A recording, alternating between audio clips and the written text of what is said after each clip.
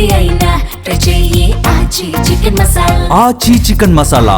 తమిళనాడులో ప్రస్తుతం ఉన్న రాజకీయ గందరగోళం గురించి తెలియజెప్పాల్సినంత అవసరం అయితే ఉంది ఖచ్చితంగా.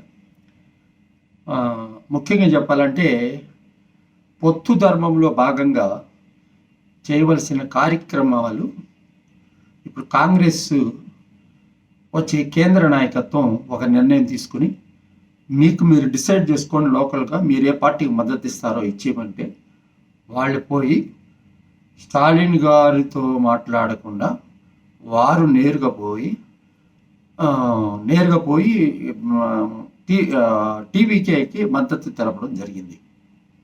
ఇది ప్రజాస్వామ్య వ్యవస్థలోనే ఒక దుర్దినం అని చెప్పవచ్చు. ఎందుకు చెప్పవచ్చు అంటే మనం ఒక పార్టీతో ఉన్నప్పుడు అది మనం ఎన్నోసార్లు ట్రై చేసాం. కాంగ్రెస్ పార్టీ ఎన్నోసార్లు ట్రై చేసింది రాష్ట్రంలో ఎన్నికల్లో ఇండిపెండెంట్గా గెలవలేక అక్కడ ఉన్న ప్రాంతీయ పార్టీలతో పొత్తు పెట్టుకొని వస్తూ ఉందన్నమాట. ఏడీఎంకే అయితేమి డిఎంకే అయితే పొత్తుతో ఉందన్నమాట. పొత్తు ఉన్నప్పటి నుంచి ఇప్పుడు 2004లో అయితేమి అదేవిధంగా 2009లో అయితేమి అధికారంలో వచ్చేదానికి తమిళనాడు బాగా ఉపయోగపడిందని చెప్పవచ్చు. ఆ తర్వాత మన జరిగిన ఎన్నికల్లో కూడా ఉన్న 39 సీట్లలో 39 సీట్లు విన్ చేశారు. 39 సీట్లు డిఎంకే అలయన్స్ పార్టీ అయినటువంటి వచ్చింది, డిఎంకేకే వచ్చింది.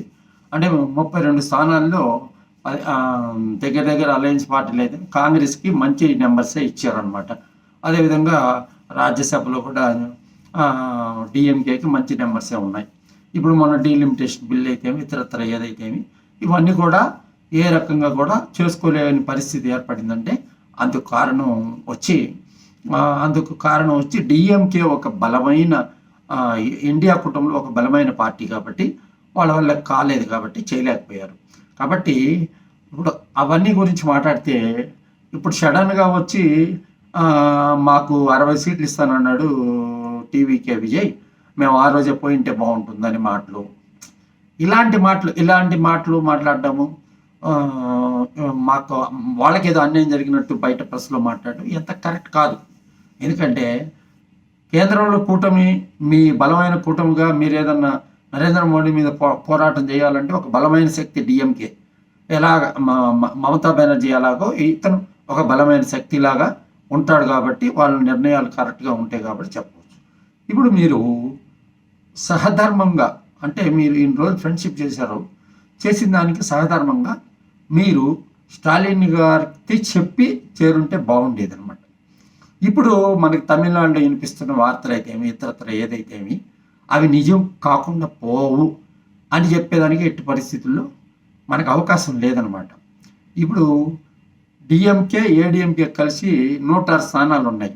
మిగతా 106 స్థానాలు కాకుండా మిగతా వచ్చి పిఎంకే 4 స్థానాలు, అదేవిధంగా కమ్యూనిస్టులు, అదేవిధంగా ఐయుఎంఎల్ వీళ్ళంతా చేరితే దాదాపు వచ్చి ఇప్పుడు కాంగ్రెస్ లేకపోతే కాంగ్రెస్ ఉంటే 125 అవుతాయి. ఇలా కాంబినేషన్ ఉంటే వీళ్ళందరూ కలిసి ఉంటే కాంగ్రెస్ లేదు కాబట్టి అటు వెళ్ళింది కాబట్టి 120 స్థానాలు వీళ్ళకి మెజారిటీ ఉంది. వీళ్ళందరూ ఎవరు కూడా వెళ్ళలేదు, ఇప్పుడు వరకు కమ్యూనిస్టులు వెళ్ళలేదు, ఎవరు కూడా వెళ్ళలేదు, ఒక్క కాంగ్రెస్ మాత్రమే వెళ్ళింది.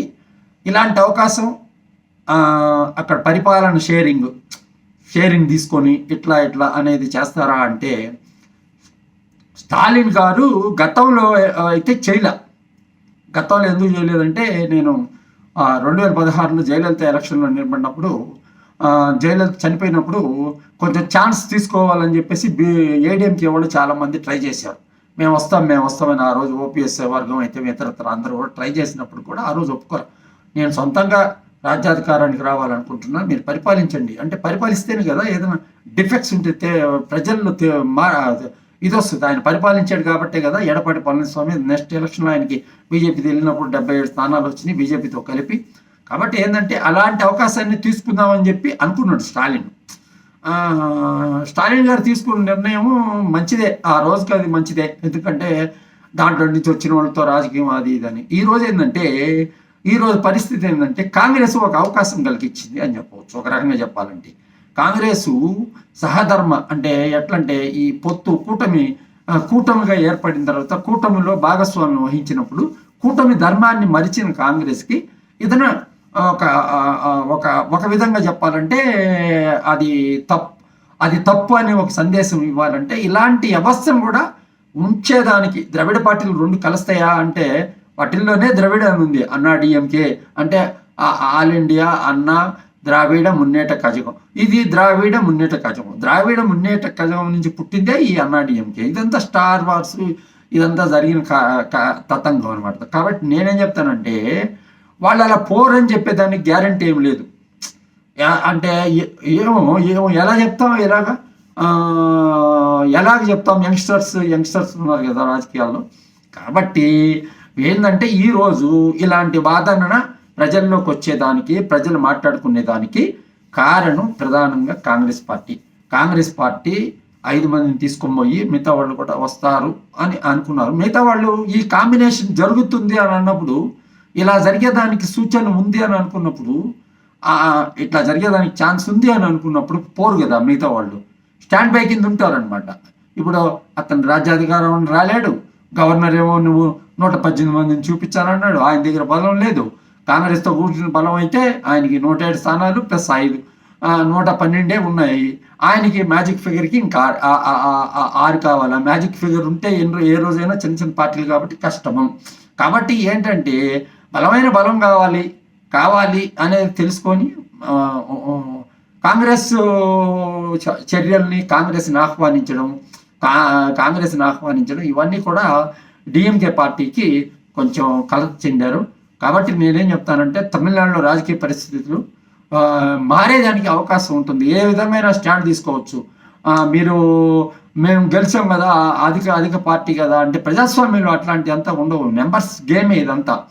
నెంబర్ గేమ్లో ఇప్పుడు నీకు స్వచ్ఛమైన మెజార్టీ ఇచ్చుండొచ్చు కదా, ప్రజలు 150 సీట్లు ఇచ్చుండొచ్చు కదా, ఇవ్వలేదు కదా స్వచ్ఛమైన మెజార్టీ. అప్పుడు ఏంటంటే స్ప్లిట్ రాజకీయాలు అనమాట. యువత, యంగ్ జనరేషను ఏదో జరిగిపోద్ది, అల్లావుద్దీన్ అద్భుత దీపం లాగా ఏదో జరిగిపోద్ది అని ఒక ఆశయంతో అద్భుత దీపం లాగా కుర్రోళ్ళంతా విజయం వస్తే ఏదో చేసేస్తాడని 40% of the people below 40 years age ఉన్న వాళ్ళందరూ ఓట్లేసి విజయం వచ్చారు. అంతవరకు కరెక్టే.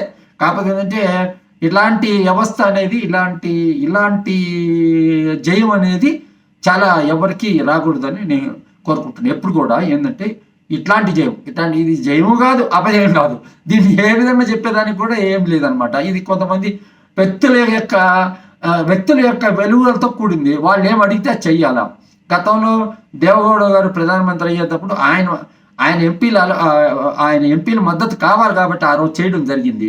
అదేవిధంగా మనం చూస్తూనే ఉన్నాం. ఎప్పుడు కూడా మైనారిటీ గవర్నమెంట్లో మెజారిటీ వాళ్ళ సపోర్ట్ తీసుకొని కూడా పరిపాలిస్తున్నాడు. కొన్ని రాష్ట్రాల్లో జరిగినాయి అనమాట. కాబట్టి ఏంటంటే విజయ్ రాజకీయ పరిపక్వత లేని కారణంగా రాజకీయ పరిపక్వత అనేది చాలా అవసరం. స్టాండ్ బైలో పెట్టి పోవాలా. వీళ్ళు 5 మంది ఇవ్వగానే గవర్నర్ని కలవడం అంటే ఏంటంటే ఇన్స్టేబుల్ గవర్నమెంట్ 10 రోజుల తర్వాత నీకు బలం లేదనుకో, 14 రోజులు నువ్వు ముఖ్యమంత్రి గారి ప్రమాణ స్వీకారం చేస్తే 14 రోజుల తర్వాత మళ్ళీ ప్రమాణ ఇది కాబట్టి ఇన్స్టేబుల్గా ఉంది. కాబట్టి గవర్నర్ కూడా కరెక్ట్గానే చెప్పాడు, నువ్వు పూర్తి బలంతో రాని. ఇంతకుముందు రాష్ట్రాల్లో జరిగిన సంఘటనలను ఉదాహరణ తీసుకుని ఆయన చెప్పడం జరిగింది. కాబట్టి ఇప్పుడు తమిళనాడులో ఏదైనా జరగచ్చు. అది 2 ద్రవిడ పార్టీలు కలుస్తాయా? భిన్న భావాలు ఏం లేవు కదా, వాళ్ళిద్దరి మధ్య భిన్న భావాలు లేవు.